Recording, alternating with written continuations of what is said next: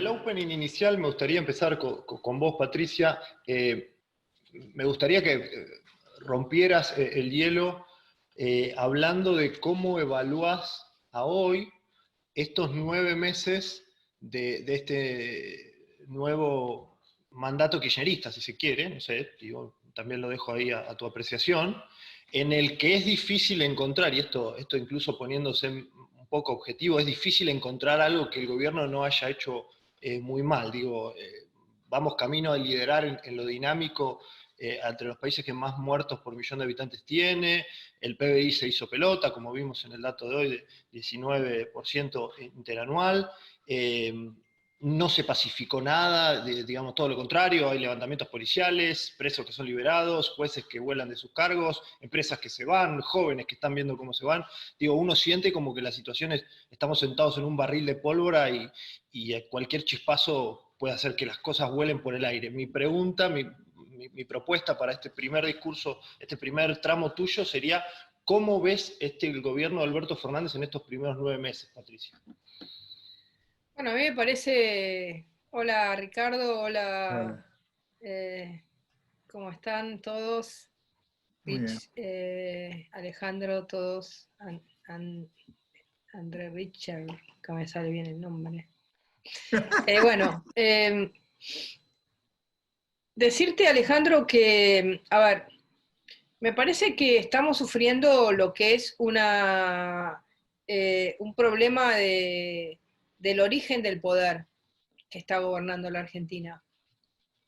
Me parece cuando el poder es un poder que no es, que no tiene que no es genuino, si bien es genuino en el sentido de que sacó los votos que tenía que sacar para poder ser presidente Alberto Fernández, evidentemente es una presidencia prestada, ¿no?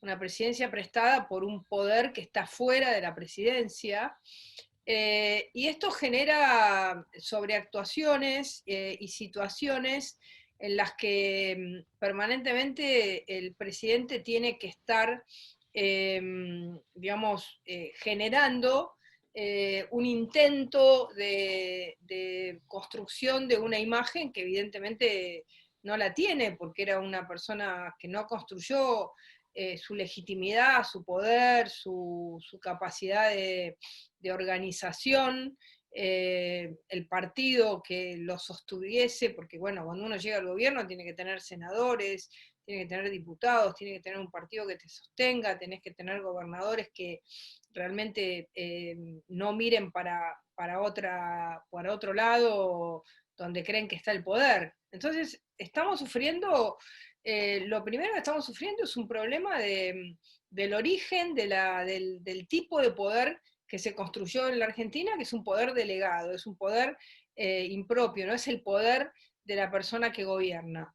Esto me parece que el primer mes, bueno, prácticamente el gobierno estuvo organizándose, paralizado, prácticamente no habían nombrado funcionarios, digamos, enero, febrero, y ahí comenzó una gran tragedia, la gran tragedia de una cuarentena de 6 meses.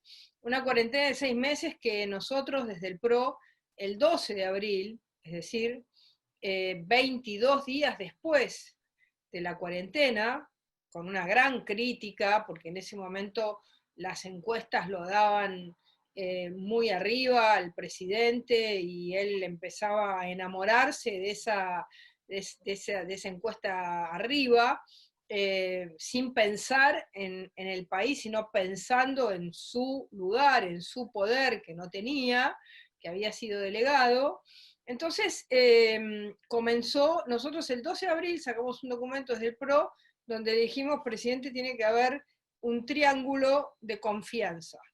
Ese triángulo de confianza son 3 elementos que yo ahora haría un cuadrado porque le sumaría un cuarto tema, en ese momento no lo conseguimos así, que era la salud, la libertad y la economía. Digo, ahora lo convertiría en un cuadrado porque creo que la educación es otra tragedia que estamos sufriendo, la pérdida de un año de educación en todos los chicos argentinos. Es una tragedia que la vamos a tener que recuperar como sea. Esos chicos tienen que recuperar ese año, no se pueden recibir con menos educación, con un año menos de educación. Ya tenemos un sistema educativo que en algunos casos tienen 3 o 4 horas de educación, con lo cual sobre la tragedia que ya teníamos le sumamos un año menos. Nosotros ya en ese momento planteábamos la necesidad de este equilibrio. Nos parecía bien que hubiese un tiempo, el tiempo hasta en los lugares más donde la pandemia cayó muy rápido y generó un contagio muy inmediato, como fue España e Italia, que además tienen un contacto muy directo con Argentina. Hubo menos de 60 días, a los 60 días ya estaban saliendo, ya estaban comenzando a abrir, ya estaban comenzando a liberar, y lo mismo en Francia, ¿no? Que fue otro de los países que tuvo una fuerte, un ataque fuerte del virus en esos primeros meses. Sin embargo, hoy lo escuchás a Macron, lo escuchás a muchos presidentes, y te dicen nunca más un confinamiento, porque, digamos, lo único que hace la cuarentena, y nosotros se lo dijimos, y le dijimos, el presidente se está enamorando de la cuarentena, el presidente está equivocado, nos dijeron, nos acusaron de todo, de ser anticuarentena, de querer matar gente, hasta en un momento dijeron, claro, con Macri habría 10.000 muertos. Bueno, ahora estamos en 12.000 y pico, ¿no? Digo, para que se midan las palabras, ¿no? Alberto versus Alberto. Entonces, yo creo que la falta, digamos, un gobernante que necesita poder, que ese poder cree que se lo dan las encuestas, y no la gestión, la buena gestión, la gestión adecuada, el equilibrio que tenía que tener, desequilibró totalmente, ¿no? Se convirtió en un talibán de la cuarentena.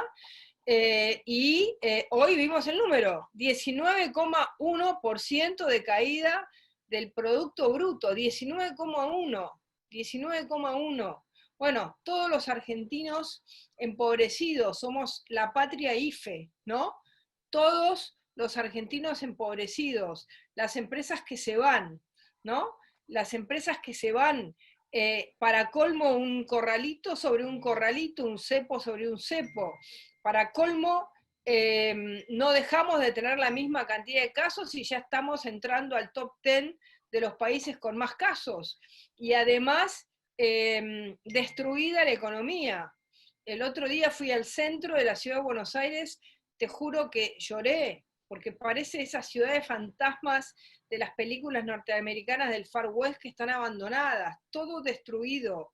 Pero no es que está cerrado porque no hay clientes, no, está cerrado porque están cerradas. Entonces el capital hundido que tiene la Argentina, la cantidad de gente que ha perdido todo lo que puso en su vida, en su negocio, en su fábrica, en su trabajo, la cantidad de gente que han echado, ¿no? Estos ponen leyes ridículas como la doble indemnización y, sin embargo, echan a la gente porque las familias no tienen cómo pagarles, servicio doméstico, todas las personas que trabajaban. Entonces, la verdad es que yo diría que estamos en una verdadera catástrofe. El presidente siguió con la misma, se quedó ahí clavado, y mientras tanto avanzaron con una agenda total y absolutamente de construcción de un modelo político social, de contrato social distinto al que tiene la Argentina. Avanzaron a voltear jueces, avanzaron a querer voltear el procurador, avanzaron ahora sobre este país que no tiene un peso de inversión, quieren plantear un impuesto nuevo,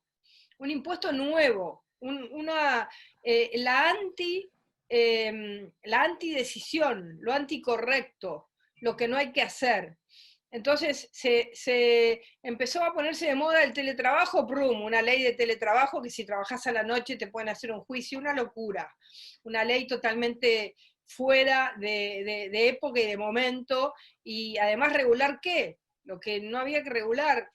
Entonces, la verdad es que creo que estamos en una situación muy dura, en la que, por un lado, nosotros tenemos que tratar de colaborar en salir de esta crisis económica con un gobierno que no quiere que nadie colabore, con lo cual es un diálogo de sordos, y por otro lado, salirnos totalmente de esta locura de una cuarentena o de una cuareterna, como se dice ya, eterna, que nos está llevando a la pobreza más absoluta. Y todo esto avalado ideológicamente. Toma de tierras, avalada por sectores del gobierno, desorden, anomia, falta de, la gente no sabe qué es la ley. Hay provincias donde el certificado, en Santiago del Estero, el certificado para darte de alta y que puedas salir a la calle porque tuviste COVID, no te lo da un médico, te lo da la comisaría. Entonces, si vos sos adversario, la comisaría te dice no puedes salir, ¿no? Hemos visto gobernadores que han puesto fronteras, que han cavado fosas para que no entre el de al lado. Bueno, todo tipo de destrucción del trabajo y la libertad, y hemos visto el nacimiento de estos, ¿no? Gnomos dictadores que les sale de adentro, evidentemente, les sale de adentro hacer las cosas de una manera absolutamente fuera de toda lógica y de toda libertad. Así que te diría que mi análisis es terrible, y creo que parte, como dije al principio, y acá termino, parte de que el poder en un sistema presidencialista no puede estar delegado. Si bien uno tiene equipos, uno tiene un gabinete, el presidente tiene que ser presidente. No tiene que tener alguien que le sople en la oreja o que le diga qué puedes hacer y qué no, y que entonces para eso destruye el país con tal de estar bien en las encuestas. Ahora, el país está destruido, él está mal en las encuestas, y todos los argentinos estamos en la pobrerización más absoluta que podemos estar viviendo o que no nos imaginábamos que íbamos a llegar. Muchísimas gracias, Patricia, muy claro, tocaste muchos temas en el opening. Ricardo, misma propuesta, ¿cómo estás viendo estos 9 meses de gobierno de Alberto Fernández? Pero déjame hacerte una lupa extra. Explícanos el dato de hoy, ¿no? ¿Qué es este 19,1% interanual? ¿Qué significa en términos más coloquiales, ¿no? Sí, buenas tardes a todos. Me tiene muy impresionada la cantidad de gente que nos está mirando. Y también, antes de entrar en la parte que me enoja y me indigna, quiero aprovechar la enorme alegría que me da que Patricia se haya recuperado del COVID y que haya salido adelante, y que todo eso, a los que la queremos y a los que hace tantos años hemos compartido tantas luchas por la libertad, nos regocija saber que se ha recuperado y que se ha recuperado con la misma energía de siempre. Así que eso nos llena de satisfacción. Segundo, el gobierno peor no puede ser. ¿Por qué no puede ser peor el gobierno? Porque es un gobierno que viola nuestras instituciones, viola los principios de los jueces naturales, viola los reglamentos de las cámaras, vota sesiones para imponer la agenda de impunidad de la vicepresidenta de la República. Se distrae porque lo único que le preocupa es poder cambiar a los jueces y poner una comisión, la comisión de los abogados, de los acusados de hechos de corrupción, van a ser los que van a ordenar la Corte de Justicia. Todo parece casi hecho por alguien que nos quisiera destruir. Pero esa violación institucional viene acompañada de una gran estafa política. Acá se nos prometió la moderación, superar la grieta y devolvernos la capacidad de convivencia. Y nos han antagonizado a más no poder.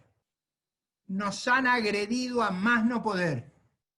Y nos obligan en cada fecha patria a poner nuestras banderas en las calles para decir que jamás y bajo ninguna circunstancia vamos a entregar nuestra libertad.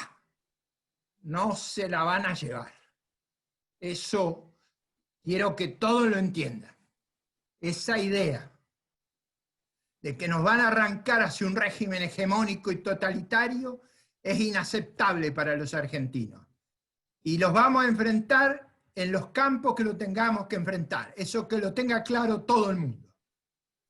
Pero además esa estafa política ha creado en la sociedad argentina un clima de zozobra y angustia. De zozobra y angustia porque no sabemos hasta dónde nos quieren empujar, hasta dónde nos quieren forzar. Y esa zozobra y angustia se correlaciona con una pésima gestión en lo económico y en lo sanitario. Por eso nuestra actividad económica se ha derrumbado de manera catastrófica.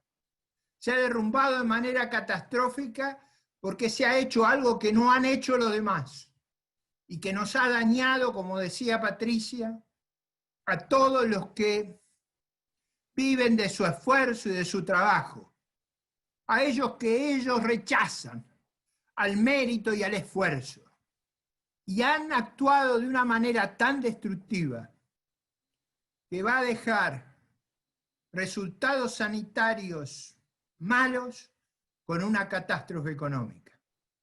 Y ahí era muy simple, era muy claro el caso. Hay que mirar a Uruguay, hay que mirar cruzando el río. Uruguay no cedió su libertad, no resignó su responsabilidad, y ellos tienen una situación que es completamente diferente de la nuestra. Y han sabido lidiar con la crisis, que sin duda hubiera ocurrido de carácter económico ante una catástrofe mundial como esta, pero que nosotros hemos agudizado por un gobierno inepto e incapaz de liderar a su pueblo, porque había una cosa muy simple para hacer. Si algo había que hacer, era cohesionar a la nación, llamar a la unidad nacional, dejar de lado todo lo que nos conflictuara y concentrarse en enfrentar lo sanitario, lo económico y la seguridad. Esas son las prioridades de nuestro pueblo. No son hacer una reforma judicial obscena, ni es echar a los jueces que la Corte Suprema trasladó y avaló, ni es, por supuesto, saquear a los distritos que tienen gobierno de distinto signo que el gobierno nacional. No puede funcionar un país bajo esas reglas. Y bajo esas reglas no hay otra cosa que grieta y que enfrentamiento. No porque lo busquemos, es que no nos dan espacio. Nos agreden todo lo que pueden. Y eso se traduce en una enorme crisis económica.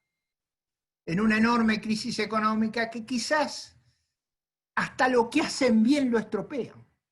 Fíjense, el país logró reestructurar con demasiado tiempo, con demasiada morosidad, pero logró reestructurar sus deudas.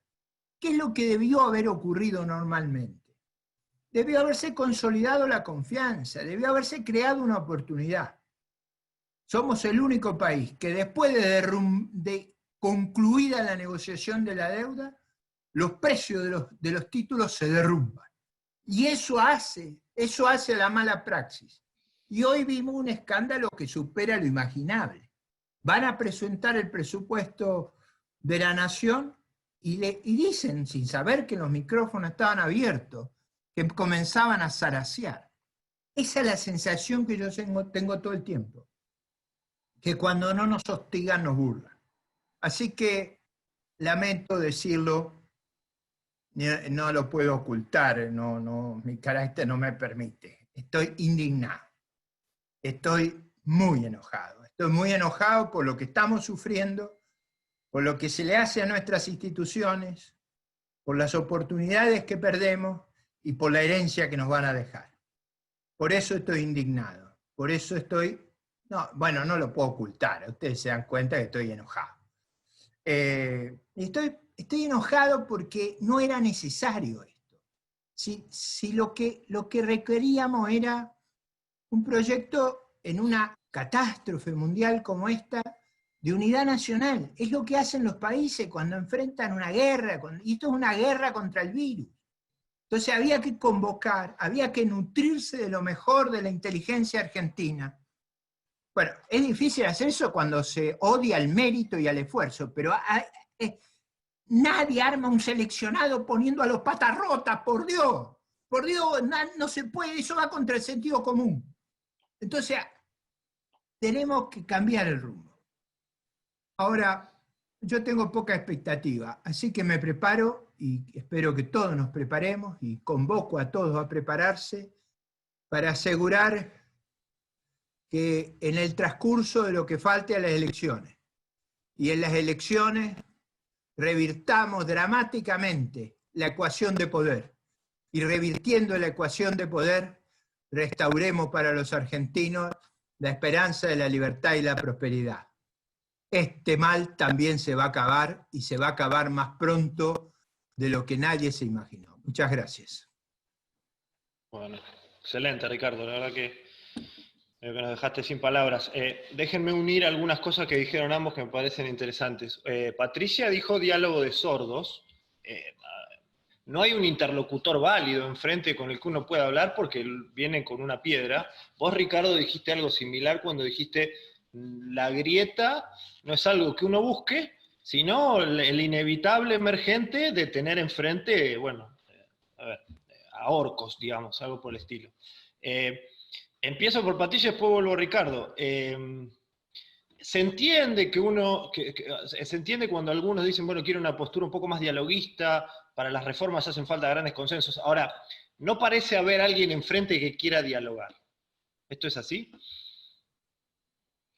Bueno, es evidente que yo te diría que lo que ha buscado el gobierno y sobre todo el presidente ha sido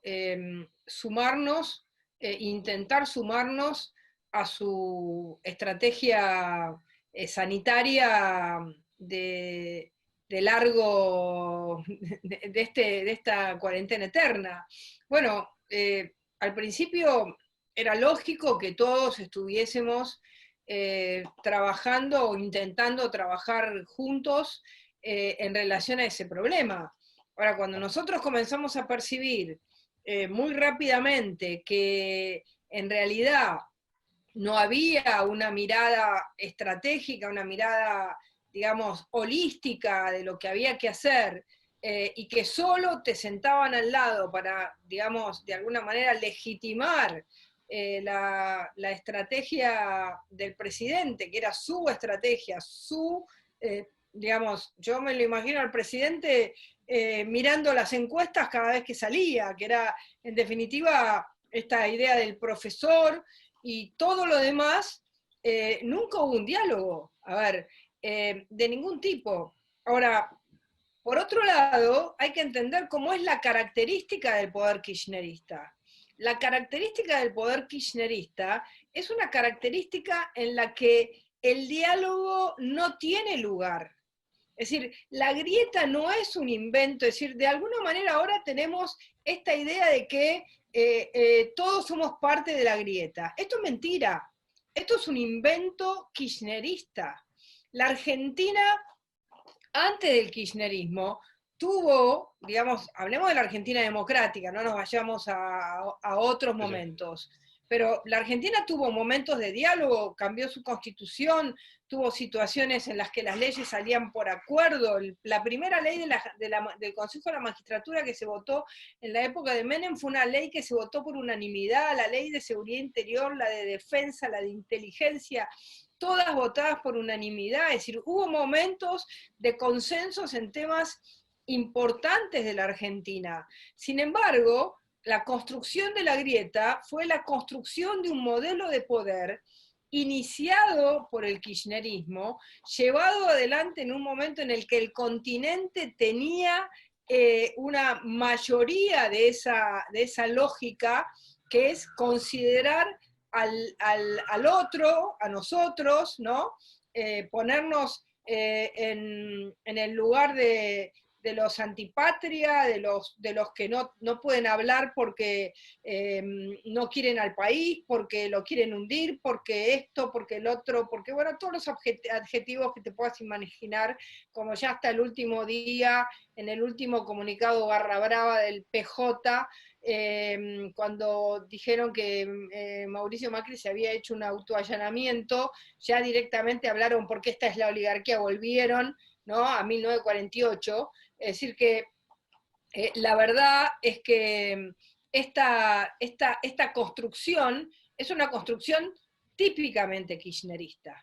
Es la construcción en la que yo construyo chocando con otro, considerando que lo que tengo que hacer es derribar a un enemigo, tengo que destruirlo, tengo que pasarlo por encima, tengo que pisarlo, y tengo que sacarle todo. Bueno, lo que está pasando ahora, ¿m? Es decir, uno, digamos, lo que está pasando con la Ciudad de Buenos Aires, no solamente te saco la coparticipación de una transferencia del servicio de seguridad, sino que además mando una ley y te saco más, absolutamente todo, ¿no? Y no solamente, además el que tiene plata le saco, porque en vez de hacer, como decía Ricardo, Uruguay, ¿no? Bueno, no le voy a sacar a nadie, porque en este momento todos tienen que poder poner para reconstruir lo que está pasando. Entonces, yo quiero distinguir bien esto, ¿no? Porque en el último tiempo ha habido como una gran confusión respecto al tema del diálogo y al tema de la grieta. La grieta no es un invento de Juntos por el Cambio, no es un invento de los que del liberalismo, no es un invento de este mundo. Es un invento típico del kirchnerismo, típico de los regímenes autoritarios, que lo que hacen es construirse, digamos, fortalecerse en su identidad, generando la identidad, digamos, maligna del otro lado. Entonces, en esta construcción de todo lo que no queremos para el país, que vendríamos a ser los que pensamos distinto, el pueblo y el no hay lugar antipueblo. para el diálogo. Claro, pueblo, antipueblo, ¿no? Oligarquía, pueblo, lo que quieras. Entonces, para poner las cosas claras, desde que comenzó el Congreso de la Nación, ¿qué diálogo hubo? Lo primero que hicieron fue meternos la ley de emergencia. Lo segundo que hicieron fue anular la fórmula previsional y hacer lo que quisieron. La única ley que se votó y que nosotros estuvimos bondadosos fue la de la deuda para apoyar la negociación de la deuda. Todas las demás leyes, la del Consejo, la ley de justicia que se discutió en el Senado, los cambios de los reglamentos, los manejaron como quisieron. Cristina hizo con el reglamento ahora tuvimos que ir a presentar una demanda. Hizo con el reglamento lo que quiso. Es decir, a ver, si nosotros repasamos cuando hubo diálogo, te diría que lo único que hubo es, digamos, un cierto mínimo diálogo los primeros meses por el tema de la pandemia. Ahora, sentarnos a hablar de cómo se reconstruye la Argentina, de cómo generamos valor para que la Argentina no se caiga, cómo nada. Tanto es así que nosotros hace meses que venimos gritando que no se puede tener una cuarentena de 6 meses y la siguen hasta octubre, que no se puede perder un año de educación, y lo siguen, y ahora la realidad está ahí, 44% de pobreza, 19,1% de caída de la... ¿Y qué iban a esperar? Si hace 6 meses que tiene el país cerrado, estos creen que pueden cerrar un país 6 meses. Entonces, para que haya diálogo, tienen que cambiar la manera de entender y de mirar al otro. Si no cambian la manera de mirar al otro, no es diálogo. Te quieren someter. Y nosotros no nos vamos a someter. No nos vamos a someter. ¿Por qué? Porque tenemos mandato, porque tenemos representación, porque creemos que la gente que nos votó no se quiere someter, y porque tampoco vamos a someter a la Argentina a salir de su régimen constitucional que nos garantiza a todos, más allá de los problemas que tiene la Argentina, por lo menos tener elecciones, vivir en libertad y tener ciertas garantías de ciertas reglas de juego que las quieren barrer todas. Gracias, Patricia, muy claro. Patricia menciona ahí, entre las cosas que queremos asegurar es tener elecciones. Vos, Ricardo, dijiste, los vamos a enfrentar con mucha vehemencia, ¿no? Los vamos a enfrentar en todos los campos que los tengamos que enfrentar. ¿Creés que la cosa se puede poner tan complicada de que quieran hacer alguna carambola rara con las elecciones del año que viene? O que no, a ver, si la economía sigue como está, es muy posible que corran peligro de no hacer una buena elección. Ellos son los primeros en saberlo. ¿Crees que no van a intentar alguna dilatación de las fechas o incluso algún tipo de fraude? ¿Cómo ves eso? Yo creo que lo primero que tenemos que hacer es no subestimar a los que tienen proyectos hegemónicos y totalitarios. Y no le debemos creer. Eso, partamos de esa base. Porque el que es ingenuo acá se vuelve cómplice. Entonces, en mi caso, me preparo con toda mi gente, para las tribulaciones que vamos a tener que enfrentar, y somos conscientes de que los desafíos van a ser inmensos. Y no quiero que nadie esté con la guardia baja. Hay riesgo institucional, ellos desconocen todos los mandatos institucionales, han modificado los reglamentos de las cámaras, pero si ustedes lo vieron, estaban los diputados sentados en el recinto y estaban ausentes, y los que estaban ausentes estaban presentes, pero sí es una cosa escandalosa. Y ella modifica, ella cuando le dice a los diputados, a los senadores de la oposición que no le va a dejar leer el proyecto, porque total van a votar en contra, pero es que son cosas increíbles las que toleramos. Y toleramos, y está ocurriendo, ahí en Almirante Brown, al sur del Gran Buenos Aires, en la zona del presidente Perón, ahí en Guernica, la gente defiende sus propiedades como si estuviera en una jungla. Porque, ¿para qué se inventó el Estado? El Estado se inventó, la razón esencial del Estado es asegurar el monopolio de la fuerza en el Estado legítimo de derecho. El monopolio de la fuerza es para que la transferencia de propiedad se haga de manera consentida y pacífica. Y aquí hay que defenderse como si viviéramos en una jungla. El más fuerte, el más rápido, el más ágil. Eso no se puede convivir bajo esa regla. Entonces, bueno, para decirlo menos, ahora Kicillof está tratando de armar una gigantesca Villa Miseria. Se pasaron 20 años armando Villa Miseria alrededor en el Gran Buenos Aires Sur, Gran Buenos Aires Oeste. Han generado una de las grandes vulnerabilidades que hemos tenido en la pandemia. Tuvimos dos. Una, no tener capacidad ni moneda ni crédito como tuvieron los demás países. Entonces, la única forma de lidiar con la pandemia fue emitir dinero, pero de una manera tan disparatada, que hasta importamos impresos desde Brasil. Ustedes saben que la moneda nuestra se imprime en Brasil también.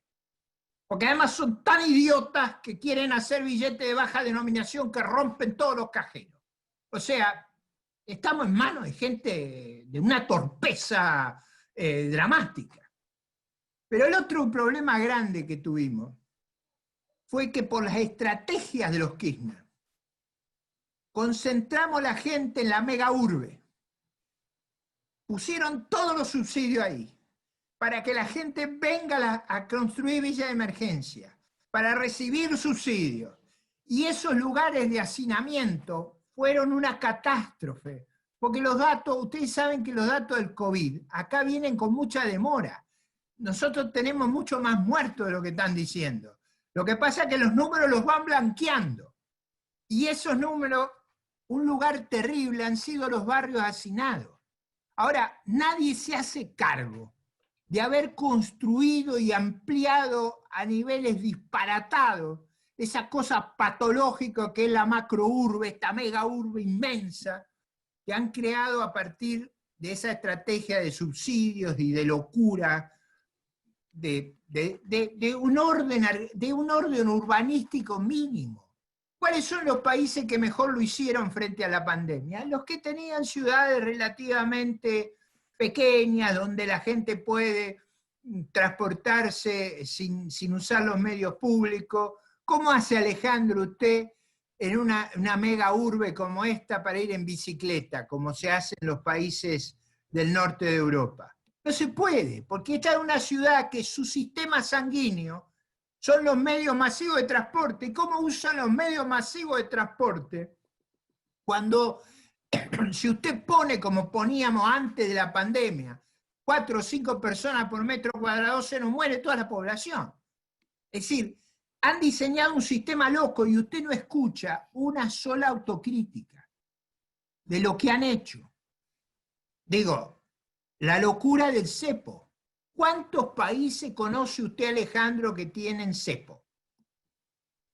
¿A quién se le ocurre que el cepo se arregla con más cepo?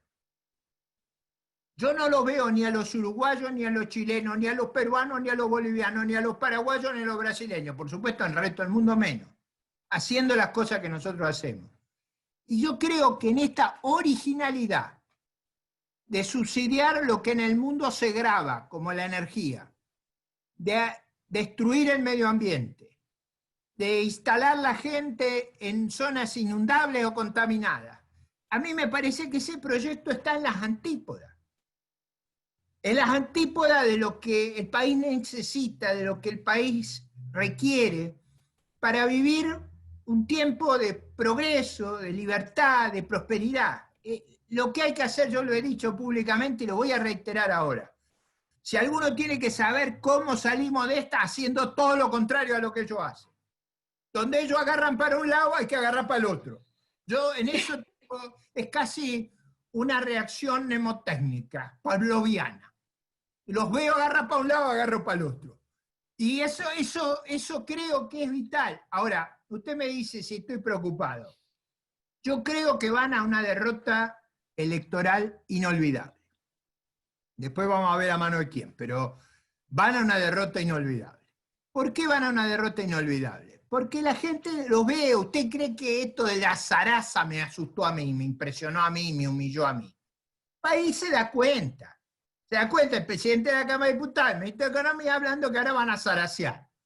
Nosotros no estamos zaraseando, nosotros estamos sufriendo, como sufre todo nuestro pueblo, una situación de angustia, de incertidumbre extrema.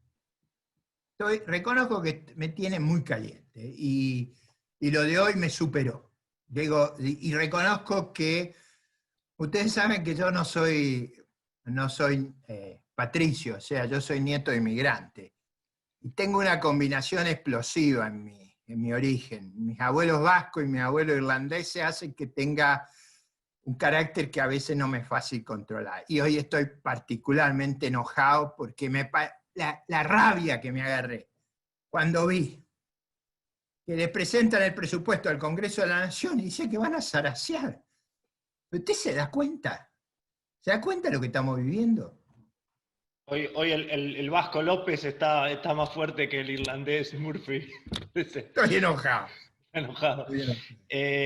A ver, cuando uno le pregunta a la gente qué le preocupa más... Vos no sabés lo que son los irlandeses. Los irlandeses son picantes también. Los irlandeses son picantes. Más bravos que los vascos, ¿eh?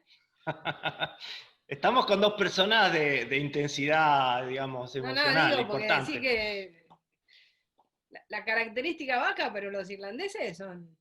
¿Los No, Bullrich si de yo dónde tengo- son, Patricia? Perdoná que te No, En no, eso- los Bullrich son alemanes. Alemanes. No, en Sí. eso Igual es yo tengo, verdad. tengo una abuela irlandesa, así que tengo sangre ¿Ah, sí? irlandesa.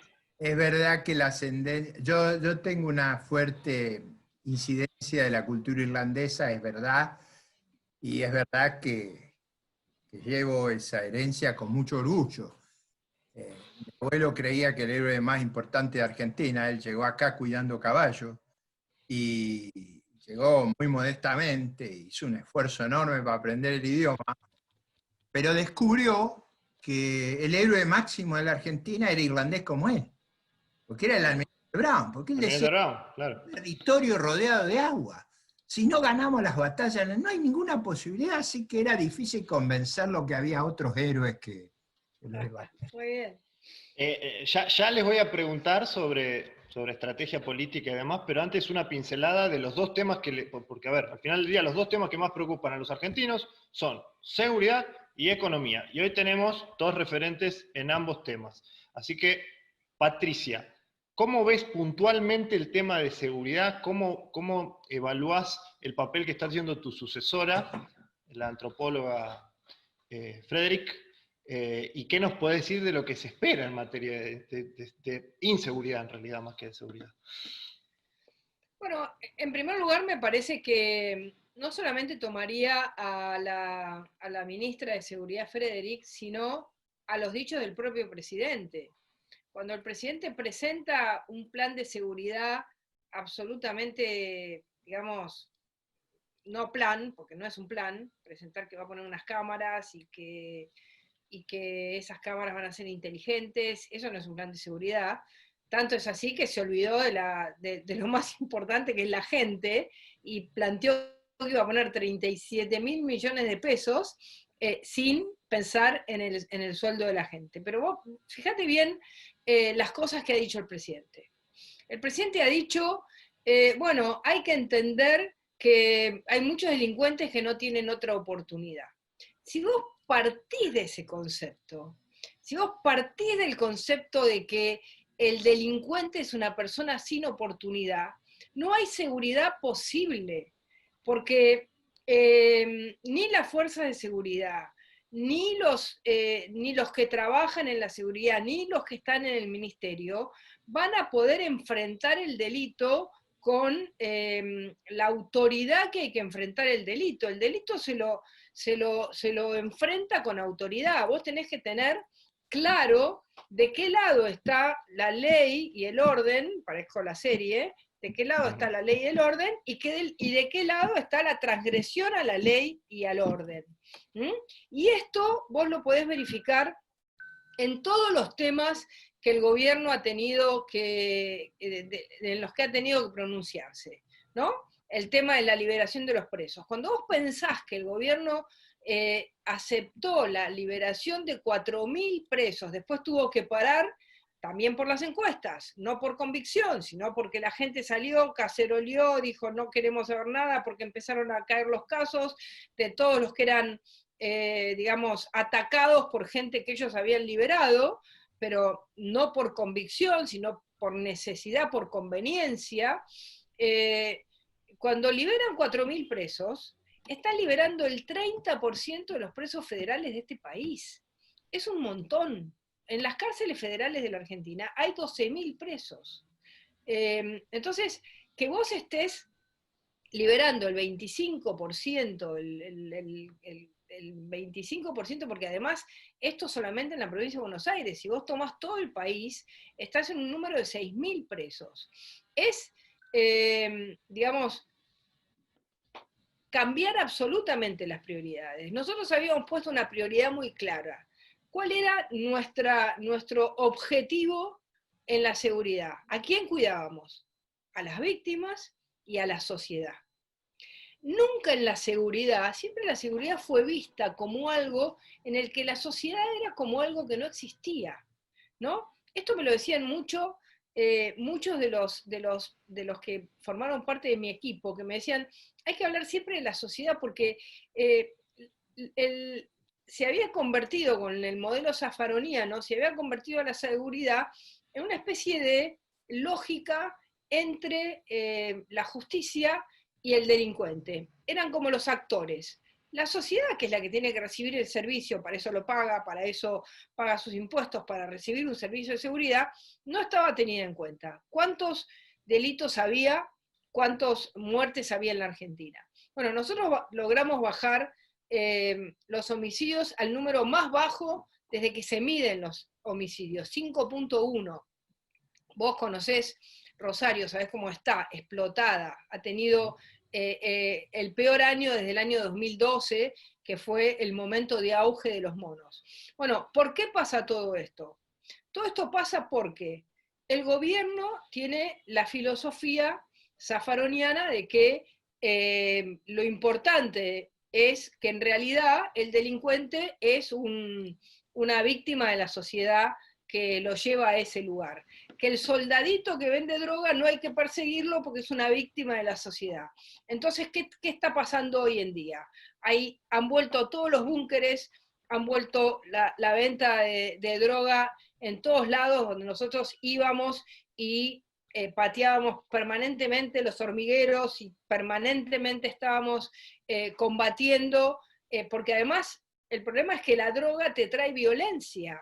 Se matan por el negocio, por el mercado, entonces te trae una violencia enorme. Entonces tenés fuerzas de seguridad que no se sienten protegidas porque en cada oportunidad la conducción política se lava las manos de lo que le pasa a cualquier miembro de la fuerza de seguridad. Cuando hacen las cosas bien, digamos, no se lo reconocen. Entonces, tenés una fuerza de seguridad que está mirando ¿qué consecuencia va a tener su accionar? Cuando la fuerza de seguridad está pensando que su acción le va a traer problemas a ellos y que se pueden llegar a pasar la vida presos por tirarle a un delincuente, lo que vos tenés es la parálisis de la fuerza de seguridad. Entonces tenemos la fuerza de seguridad paralizadas, la fuerza de seguridad en una actitud de que no saben qué hacer, ¿no? Porque un día van para la provincia, otro día no van. Vos pensás que la gendarmería, que es una fuerza que en general vive en provincias del norte y del litoral argentino, la trasladan acá sin saber cuántos meses va a estar, dónde va a vivir, dónde va a dormir, de qué manera, la tiran en cualquier lado. Entonces, no hay una preocupación por el elemento humano, que es el más importante. Y después tenés la filosofía. Bueno, ¿cuál es el resultado de esto? Hoy en día hay dos temas que la gente siente que son los temas que más le preocupan. Fíjate que tenemos una caída del 19,1% de la economía, pero hay dos temas que siente que más le preocupan. La corrupción, que no es la corrupción actual, es la impunidad de Cristina Fernández de Kirchner, y la inseguridad. ¿Por qué? Porque, en definitiva, hoy, en cualquier lugar del conurbano, y en muchos lugares del país, Tucumán está explotado, Santa Fe está explotada, Córdoba está mal, entonces, en todas las grandes urbes, el nivel de violencia es enorme. Y en los 2 primeros meses de cuarentena hubo como cuarentena del delito, y ahora todos los delincuentes que además siempre están en zonas, muchos de ellos están en zonas de aglomeración, ¿no? En las estaciones de tren, en muchos lugares, en estaciones de micro, entonces es un delito menos violento, son los pungas que te sacan la billetera, te da mucha bronca porque te roban el celular, la billetera. Todo ese delito ha pasado al lugar donde está la gente, que es la casa. Entonces, ¿cuál es el delito que más ha crecido en el último tiempo? La entradera, y eso es terrible. Cuando te entran a tu casa, el sentido de la violación que produce el delito en la casa es muy fuerte. Genera consecuencias psicológicas donde inclusive muchísima gente que le entra en la casa se muda. Ahora, ¿dónde te vas a mudar si no podés comprar nada, si está todo paralizado, si estás en una situación? Así que la verdad es que lamento muchísimo para la sociedad el enorme retroceso que ha habido, y que además se ve también en otros temas, ¿no? En la toma de tierras. Nosotros estábamos todos los días atentos a que no nos tomaran tierras. Todos los días teníamos esto que está pasando, nosotros lo vivimos todos los días, no es de ahora, pero nosotros lo evitábamos. Frente a una alerta, evitábamos que tomen tierras. Alguna vez algo tomaron y se despejó, pero ahora vale todo vale, la anomia, la falta de ley. Así que la verdad es que en la seguridad como el cangrejo, vamos caminando para atrás muy, muy evidentemente.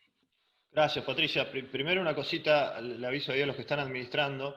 Tenemos 1.519 personas en este momento escuchando por Zoom, más los que están escuchando por streaming, y hay un estúpido, siempre hay un estúpido en todos los Zoom, que se llama Diego Saco.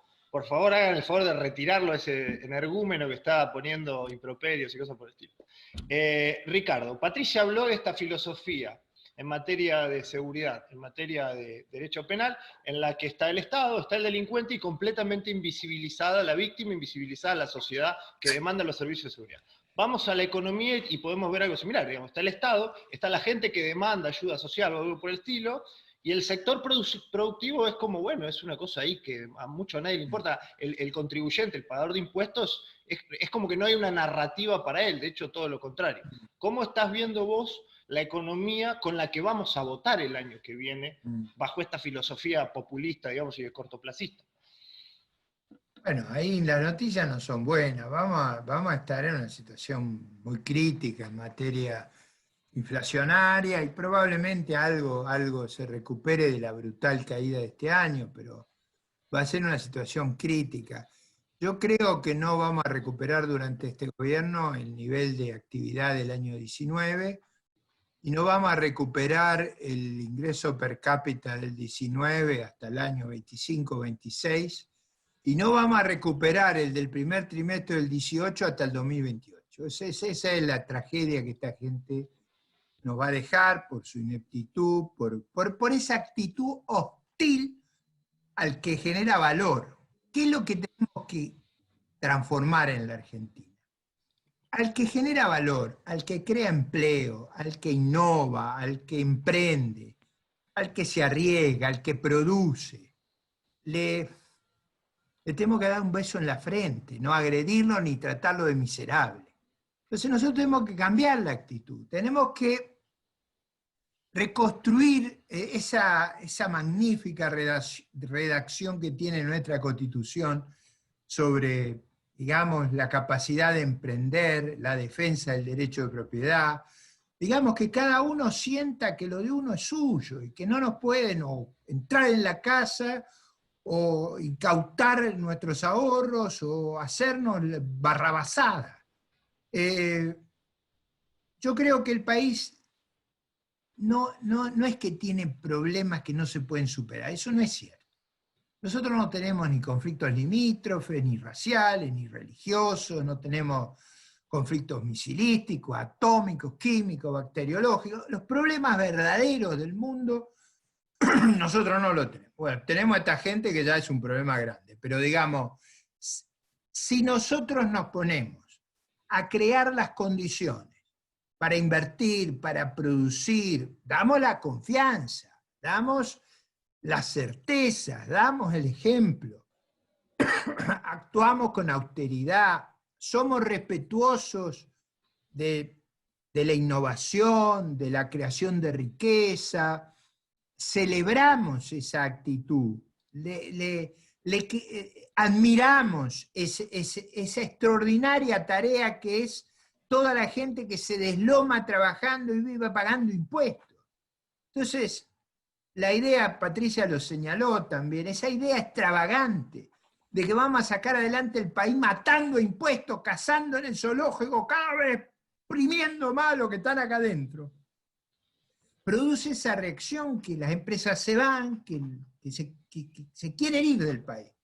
Y nosotros tenemos que hacer como dice el preámbulo, recibirlos a todos, atraerlos, que vengan a crear riqueza. Y entonces se amplía la base tributaria con la creación de riqueza, pagamos menos y no martirizamos a los que están acá que crean que que el gobierno es una pesadilla, y lo es. Entonces, Alejandro, el camino no es muy difícil porque yo creo que el mundo se va a recuperar. Finalmente la humanidad va a superar la pandemia, va a vencer al virus,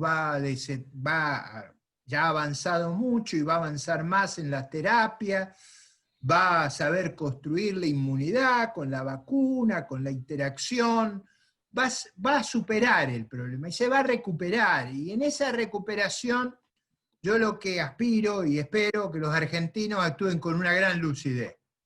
Se libere de esta gente de una vez y para siempre, que no vuelvan más. Porque cada vez que ellos vuelven, nos hacen retroceder enormemente, nos dejan un daño perdurable.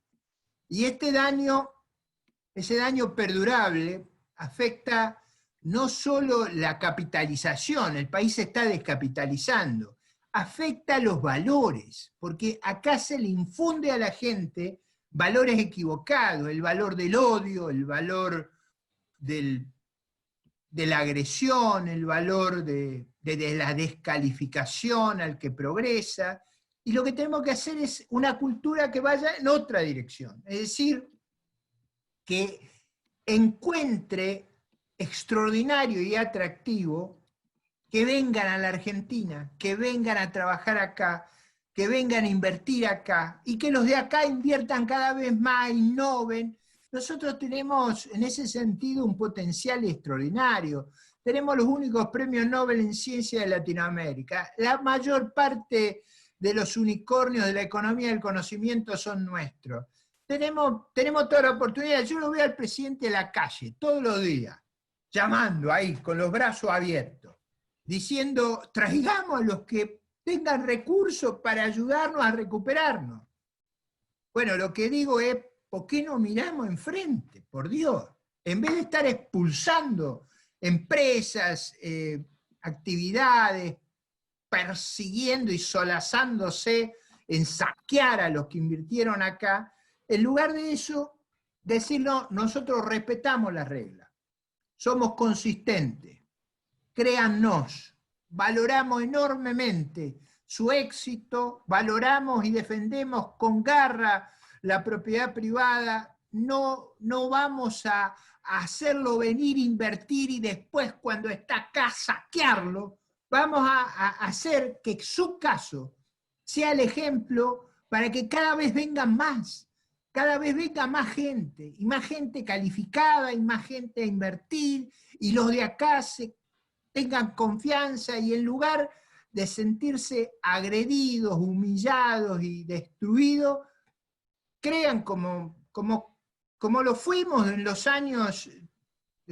célebres de la Constitución. Yo soy un hijo de Alberdi, así que adoro esa Constitución y sé que esa Constitución supo construir la Unión Nacional, afianzó nuestra paz interior, supo proveer a la defensa común, supo promover el bienestar general y sobre todo lo que es crucial en economía y es crucial en la vida republicana, asegurar los beneficios de la libertad para nosotros y para nuestra posteridad. Ese es el camino.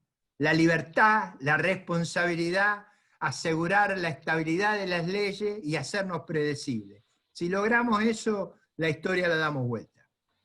Pues, gracias, Ricardo. O sea que yo tengo mi edad porque todavía me emociona cuando alguien recita el prólogo de la Constitución. No sé si a los chicos les sigue pasando, ojalá que sí.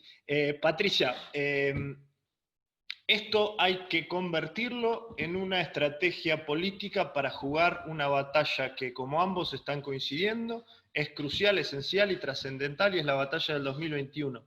Ahora quizás sí vamos a escuchar un par de divergencias, ¿o no?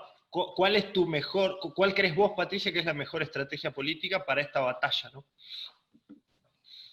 Bueno, yo creo que tenemos un adversario que, a partir de un sistema que se viene llevando adelante desde 1983 en la Argentina, tiene el control de una de las cámaras, que es el Senado de la Nación. Desde 1983 el Senado de la Nación tiene el mismo signo político, el peronismo en su momento, el menemismo, el kirchnerismo, como le queramos llamar, pero siempre el mismo signo político. Esto quiere decir que todas las leyes que desde que comenzó la democracia pasaron por ahí, son leyes que pasaron por el filtro del peronismo, del menemismo, del kirchnerismo. Hoy del kirchnerismo hace ya más de una década, más, larga, ya vamos por el cuarto gobierno. En consecuencia, yo creo que nosotros tenemos que trabajar muy fuerte en revertir esto.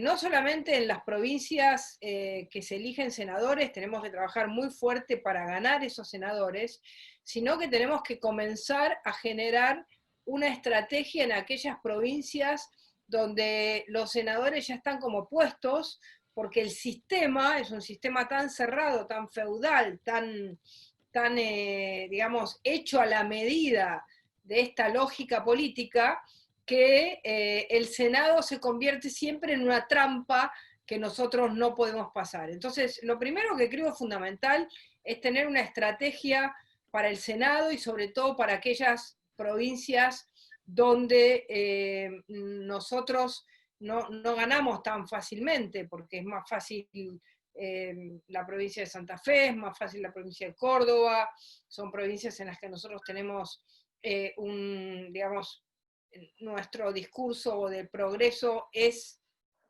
lo que las provincias expresan, pero en todas las provincias que se han ido feudalizando tenemos un problema. Creo que ahí tenemos que hacer un esfuerzo muy fuerte de juntar todas las fuerzas para lograr romper las trampas que se cometen. Por ejemplo, uno toma Santiago del Estero, en todas las últimas elecciones, los 3 senadores de Santiago del Estero siempre han sido del oficialismo, porque arman la fórmula A y la fórmula B, y nos dejan en el tercer puesto. Bueno, es necesario, lo mismo te pasa en Catamarca, bueno, en muchos lugares donde se dividen para reinar, como bien dice la frase, el dicho. Entonces, es muy importante comenzar a tener una estrategia para que no haya una mayoría automática y del mismo partido desde 1983 hasta ahora en el Senado.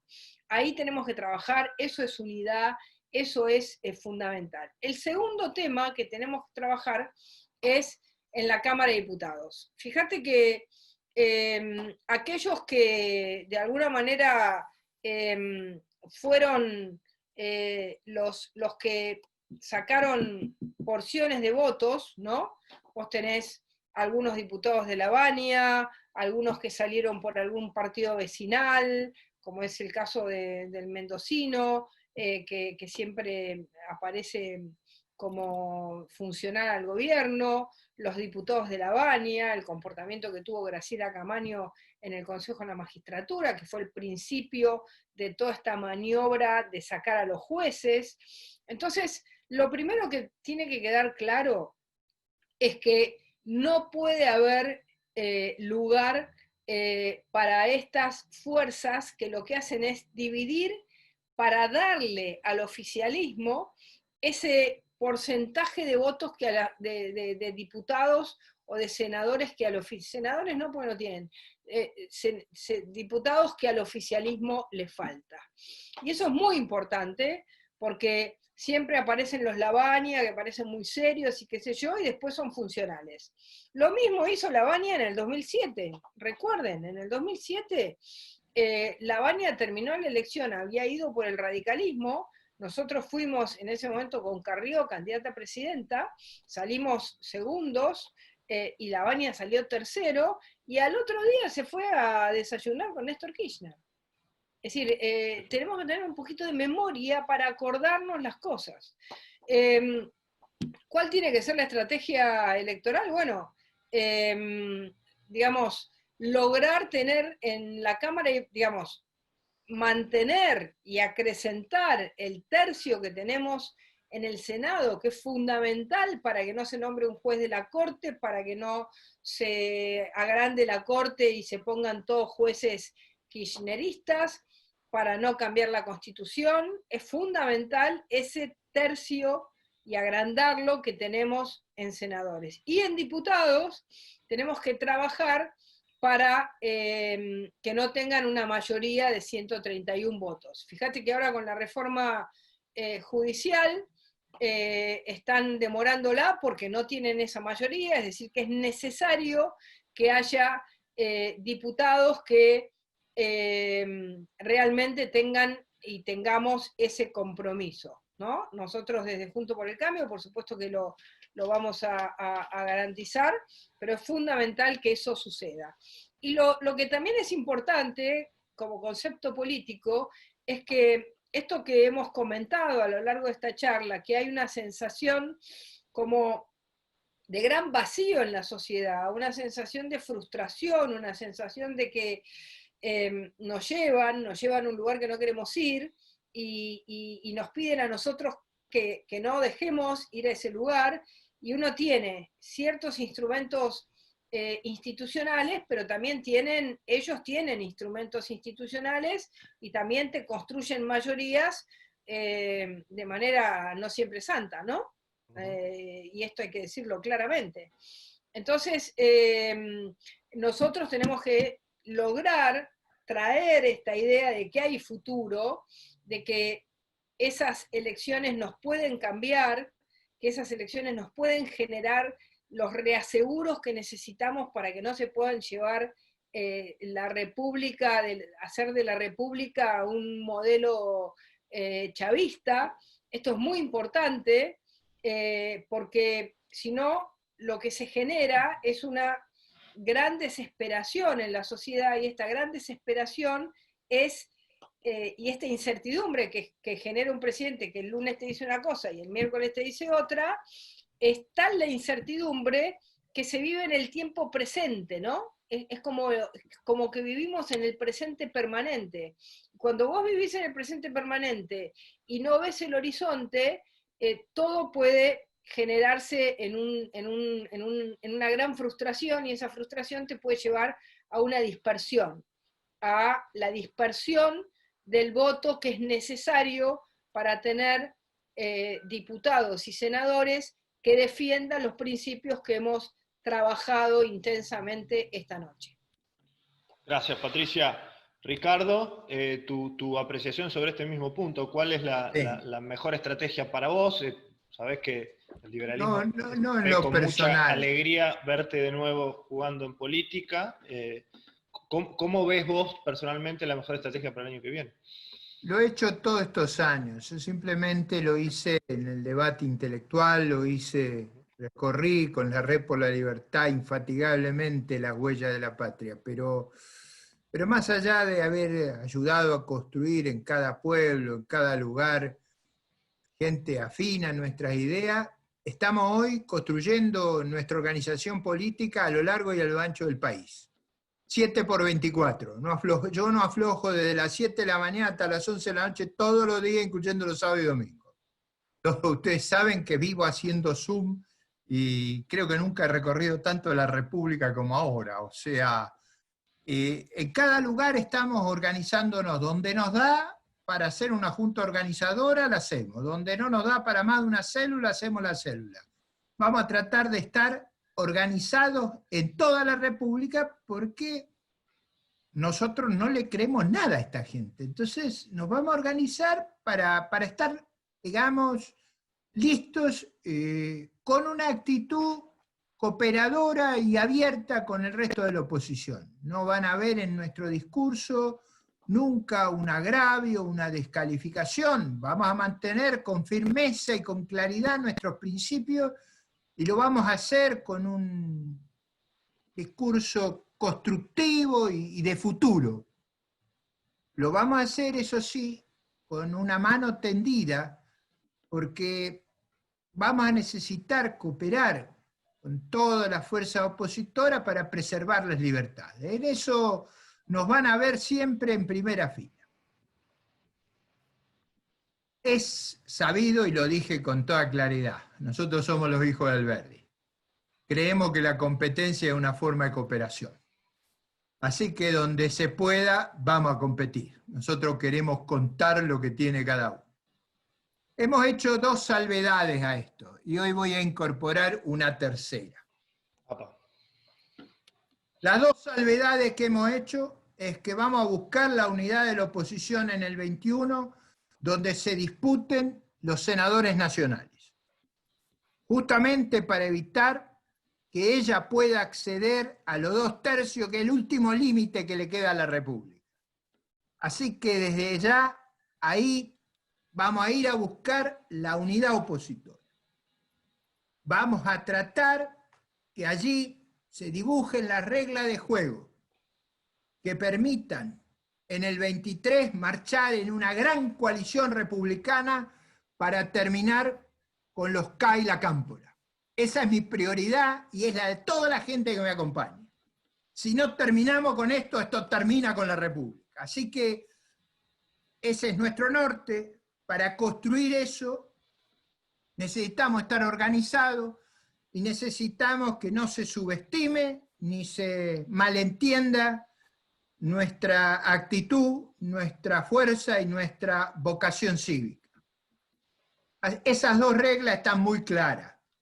Competimos donde lo permita la realidad, convergemos en las elecciones de senadores y esperamos que haya reglas de gobernanza que sean ejemplares en la convergencia.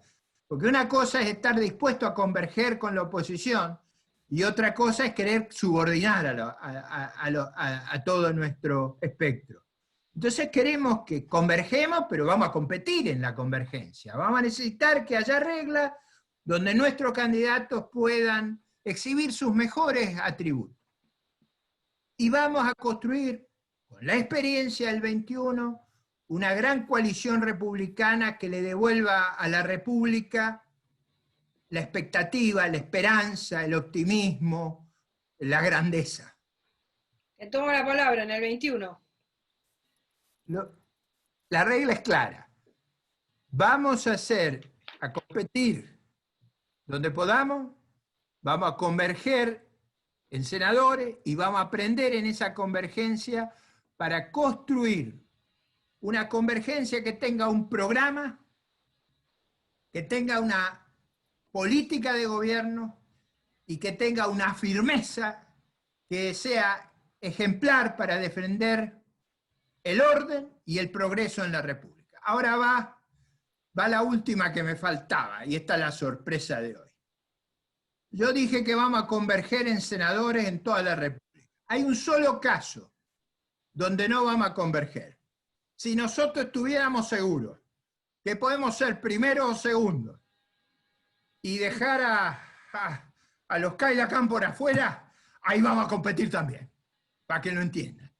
Si tuviéramos la certeza que si vamos divididos podemos asegurar más senadores para la oposición, lo vamos a hacer. Digo, para que vean el pragmatismo que tenemos. Por supuesto, vamos a actuar de la manera más sensata y con sentido común. Ahora, no somos lo mismo, hemos tenido diferencias y es sano que la República conozca ese debate y la elección parlamentaria es un momento formidable para que cada cual haga el recuento de sus fuerzas y de su energía y de su vocación. Y en eso estamos trabajando, esperando que nos vaya bien, y si nos va muy bien, le va muy bien a la República también. Muchas gracias. Excelente, excelente, Ricardo. Si yo me dejo llevar por las cosas que están poniendo en el chat, que no sé si ustedes lo están pudiendo ver, yo tendría que unirlos a ustedes una boleta, imprimirla y mandarla ahora a las urnas, porque la gente está desesperada. No es para tanto, así que lo último que les voy a pedir, ya que no una definición política, es una definición más de tipo personal. Patricia, ¿qué es lo que más te gusta de Ricardo? Bueno, yo creo que por eso quiero que nos unamos. Nosotros, todos los de Juntos por el Cambio, lo hemos invitado a Ricardo y a toda su gente. Lo hizo Alfredo Cornejo cuando estuvo con él. Todos han tenido esta actitud. Nosotros lo vemos como una persona íntegra, de principios, de valores, que siempre ha defendido el valor de la libertad. Una persona que siempre ha tenido una línea clara, y queremos, nos parece importante que estemos todos, absolutamente todos juntos, y nosotros siempre lo hemos buscado y le hemos abierto la puerta a Ricardo para que sea parte de esta, hoy, una coalición importante, que se ha mantenido unida, que tiene, hemos logrado tener 116 diputados, senadores, gobernadores, concejales, intendentes, sin duda que tiene diversidad, pero es la lógica de una coalición, todas las coaliciones en el mundo hoy tienen diversidades, y también nosotros tenemos un gran mundo liberal en nuestra coalición, y muchísima gente que si hoy vos tomás cuáles son las ideas centrales de Juntos por el Cambio, te las ordenan y te dicen república, libertad, división de poderes, es una coalición que se ha ido construyendo en este lugar, y por eso, bueno, nosotros valoramos mucho a Ricardo, a todo su equipo, conocemos a muchos del equipo de Ricardo y los valoramos, y bueno, esperamos y deseamos, y bueno, quizás todas estas fórmulas que estamos pensando ahora cambian por la realidad, y tenemos que estar juntos. Así que nosotros tenemos esa esperanza de que tengamos que estar juntos, porque juntos vamos a sumar más. Pero por supuesto que respetamos lo que Ricardo viene planteando, pero nos encantaría que esté en Juntos por el Cambio, con un nuevo nombre, así como Cambiemos cuando fue a la elección porque se sumaron nuevos actores, cambió el nombre. Estamos dispuestos a abrirnos y abrir a todos los que tienen los valores, y Ricardo los tiene íntegros, así que eso es lo que más valoramos de él. Muchas gracias, Patricia. Ricardo, misma pregunta, más allá de la estrategia que finalmente se tome, ¿qué es lo que más te parece valioso de Patricia? No, creo que el país admira su firmeza, su coraje y su integridad. Y yo la admiro particularmente por eso, porque en momentos muy difíciles de mi vida personal, ella me ha acompañado, en momentos muy críticos en la vida cívica de este país, y yo siempre reconoceré y guardaré en mi memoria su solidaridad y su lealtad en los momentos más difíciles que enfrenté.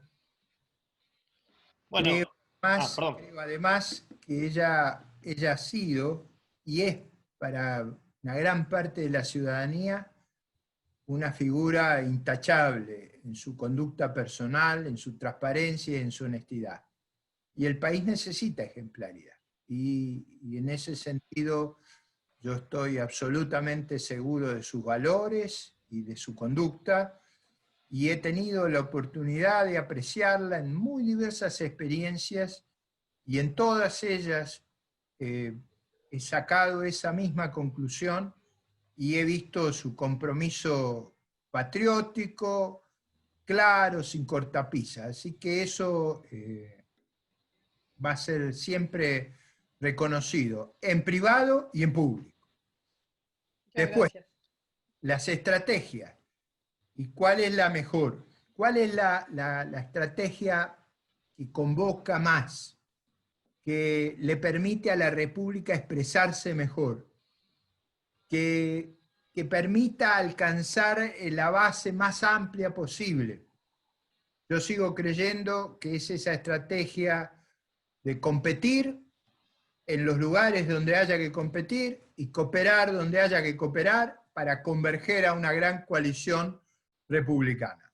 Sigo creyendo que esa es la estrategia que refleja mejor el proceso que todos tenemos que hacer, y además lo vamos a hacer en esa atmósfera de respeto, de consideración, pero también expresando esa fracción de la sociedad que está muy desconforme con el gobierno actual, pero también está decepcionada con la administración anterior. Y eso yo creo que no puedo fallar en representar y ayudar a que se pueda expresar de la manera clara y transparente que lo están deseando y que es necesario.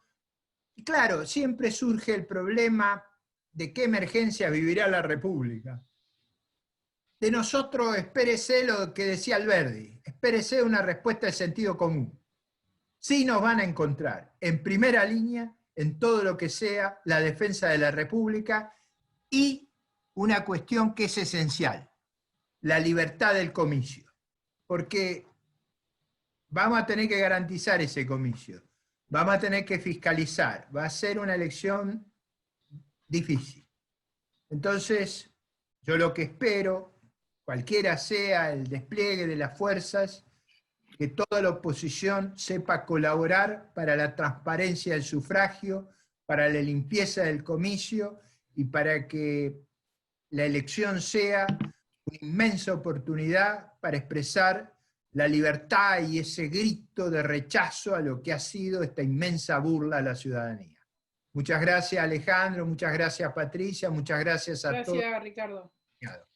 Gracias a ambos, ha sido realmente extraordinario, altísimo nivel la charla, fue un bálsamo dada la ansiedad y preocupación que tiene mucha gente, así que les agradecemos como siempre a ambos su generosidad y sus conocimientos. Gracias. Bueno, mil gracias, Chao, Ricardo.